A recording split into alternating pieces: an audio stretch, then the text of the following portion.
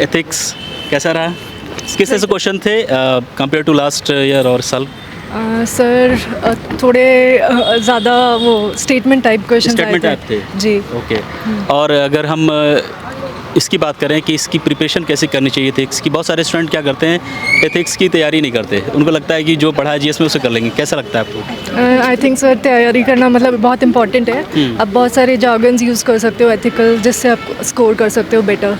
Otherwise बहुत generalised हो जाता है तो उससे थोड़ा कम स्कोर होता है। क्या अलग है एथिक्स में, क्या आप बेस्ट कर सकती हैं अपनी तरफ से? सर आप प्रिपरेशन करो अपनी अच्छे से और इसको इम्पोर्टेंट कंसीडर करो और पेपर्स की तरह। तो इसके लिए कोई स्पेसिफिक बुक रिसोर्सेज क्या होनी चाहिए? सर स्पेसिफिकली ऐसे कोई बुक नहीं मैंने पढ़ी, बस कोचिंग के नोट्स थे मेरे। कोचिंग के नोट्स जी। और एथिक्स में जो भी क्वेश्चन आ रहे हैं उसका क्या वेटेज है, किस एरिया से कहाँ पे यूपीएससी टेंड करना चाह रही है सब्जेक्ट? मेनली मॉरल वैल्यूज़ के ऊपर कि कैसे इनकलकेट कराना है सोसाइटी में। मोस्ट ऑफ द क्वेश्चंस उसी के आसपास होते हैं कि मॉरल फैब्रिक कैसे हम इम्प्रूव कर सकते हैं सोसाइटी में। ये कौन सा अटेम्प्ट है आपका? Sir second mains. और ऑप्शनल पेपर क्या आपके? Optional anthropology. चलिए all the best for optional. Thank you. Lengthy paper था। लेंदी पेपर था? कैसे लेंदी था, क्या लगा आपको इसमें लेंदी है?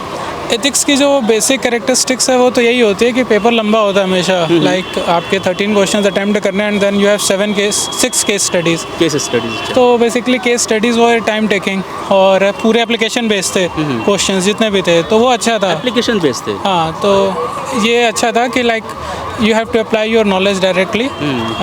ऐसा नहीं था कि आपको बुकिश कुछ भी उठा कर डायरेक्ट डालना है। तो paper was overall good and it was easy to moderate level. Easy to moderate. Yeah. Case study बहुत इंपॉर्टेंट होता है एथिक्स में, उसको अच्छे से लिखने का क्या बेस्ट तरीका होना चाहिए? आई गेस जो आप प्रैक्टिस करते हो, मॉक टेस्ट देते हो, Mock test, उसमें जो एक डेफिनेट क्वेश्चंस में जो चीज़ें पूछी गई हैं, लाइक हर जगह आपको सारे स्टेक होल्डर्स इन्वॉल्व और एथिकल इश्यूज नहीं डालने होते हैं। जो क्वेश्चन में डायरेक्ट पूछा गया आप टू द पॉइंट वहाँ पे भी जाकर कर सकते हो। एंड द स्पेस जो उसमें प्रोवाइड किया जाता है 4 से 5 पन्ने का हर क्वेश्चन पे, ज़रूरी नहीं आपको पूरा भरना है। आप टू द पॉइंट पे अगर लिख के आ रहे हो तो भी आप सारे कंडीशन फुलफिल करते हो। करेक्ट। तो एथिक्स के लिए क्या कुछ अलग से तैयारी करनी पड़ती है या फिर कोचिंग वगैरह कुछ ऐसा होता है क्या, या खुद से कर सकते हैं? ये करने को तो आप खुद से भी कर सकते हैं, बट लाइक फाउंडेशनल्स अगर आपके पास बेस है तो थोड़ा इजियर हो जाता है, क्योंकि एथिक्स इज अ सब्जेक्ट जो आप स्कूल टाइम में नहीं पढ़ते हो। ये टोटली एक मॉरल साइंस टाइप का सब्जेक्ट है। तो अगर आपके पास कोई अच्छा सोर्स है, एक रेलेवेंट सोर्स है, तो वहाँ से आप ले सकते हो। और बाकी जो relevant examples, historical constitutional examples हैं, वो आपको मार्केट में हर जगह मिल जाते हैं। चलिए all the best for your Thank you optional very paper sir. तो पेपर वॉज मतलब इतना ज़्यादा बढ़िया नहीं गया क्योंकि मैं थोड़ा सा स्लो था करने में। बाकी पेपर वॉज तो ओके, नाइस। अगर कंपेयर करें लास्ट ईयर की बनस्पत इस बार कैसे थे एथिक्स? पिछले बार तो ज़्यादा ही। सर मैंने एक्चुअली पिछले साल का पेपर नहीं देखा था तो मैं इस चीज़ में बता नहीं पाऊँगा सर। केस स्टडी कितना इंपॉर्टेंट होता है एथिक्स के पेपर में? सर काफ़ी ज़्यादा इंपॉर्टेंट होता है क्योंकि 20-20 नंबर के होते हैं, 6 क्वेश्चन होते हैं, काफ़ी इंपॉर्टेंट होता है सर। कैसे बेस्ट केस स्टडी कैसे लिखना चाहिए, क्या टेक्निकल इसमें टिप्स होनी चाहिए आपकी तरफ से? सर हर एक के अपने अपने परसेप्शंस हैं कि कैसे अटेम्प्ट करनी चाहिए, बट मेरा तो मेरी अप्रोच ये रहती है कि मैं शुरू में पहले ये अटेम्प्ट करूं, ताकि इसमें थोड़ी सी एबिलिटी रहती है कि आप स्कोर ज़्यादा कर पाएँ। तो इसलिए मेरी अप्रोच ये रहती है कि मैं पहले अटेम्प्ट करूँ। अच्छा, एथिक्स के लिए क्या कोई बुक्स आती है या फिर हमें कैसे तैयारी करनी चाहिए, रिसोर्सेज वगैरह कुछ ऐसे? सर कोई भी स्टैंडर्ड रिसोर्सेज आप उठा लें, या अगर कोचिंग ले रहे हैं तो कोचिंग मटेरियल रेफर कर लें।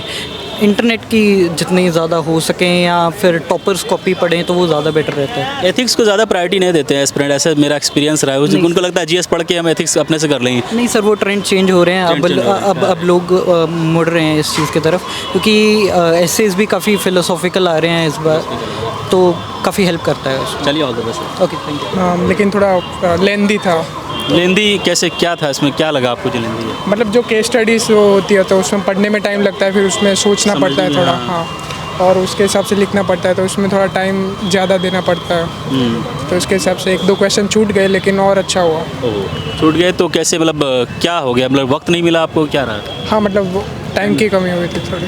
क्या फिर उसमें क्या होनी चाहिए रणनीति कि छूटे नहीं?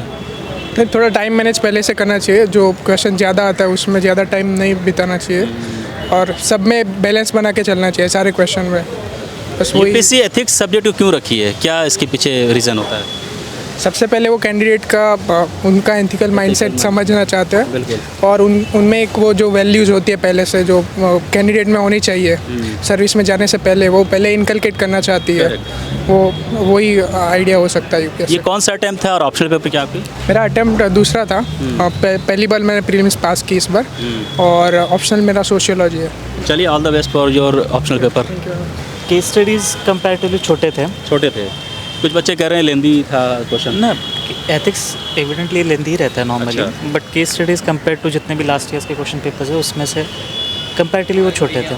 कुछ बच्चे बहुत अपसेट थे, उनके 2-3 क्वेश्चन छूट गए लास्ट में, क्या रीज़न हो सकता है और इसको हम कैसे रोक सकते हैं? यार मैं या कैसे बता सकता हूँ ये चीज़, you are but I feel कि मॉडरेट मैं कह सकता हूँ, और depending upon the demand of the question and the length of the case studies being asked. क्या इंपॉर्टेंट होता है जीएस पेपर 4 का ओवरऑल यूपीएससी की भी जो एग्जामिनेशन होती है? जीएस पेपर 4 में आपको सबसे पहले जो आपके सिलेबस में जितने भी टर्म्स है, जैसे कि मान लो इंटीग्रिटी हो या फिर ये, उसका डेफिनेशंस इंपॉर्टेंट है और उससे रिलेटेड डायमेंशंस और एग्जांपल्स। ये अगर आपको प्री डिफाइंड पहले से ही पता होता है तो फिर वो ज़्यादा इजी रहता है वो आपको पेपर्स में लिखने के लिए। And next one I feel कि थोड़े से डायमेंशंस आप केस स्टडीज़ में इंक्लूजन ऑफ स्टैट्यूटरी प्रोविजंस हो या फिर लॉज हो, अगर वो दोगे तो थोड़ा ज़्यादा सही रहता। बाकी आई डोंट नो, बाकी रिजल्ट ही बताएगा कैसा है। तो ये कौन सा आपका अटैम्प्ट है और ऑप्शनल पेपर क्या है? मेरा ज्योग्राफी ऑप्शनल है और ये मेरा आखिरी अटैम्प्ट है। अच्छा, चलिए, ऑल द बेस्ट। मैं प्रार्थना करूँगा, अरे, thank you. All the best for your optional paper geography. Thanks.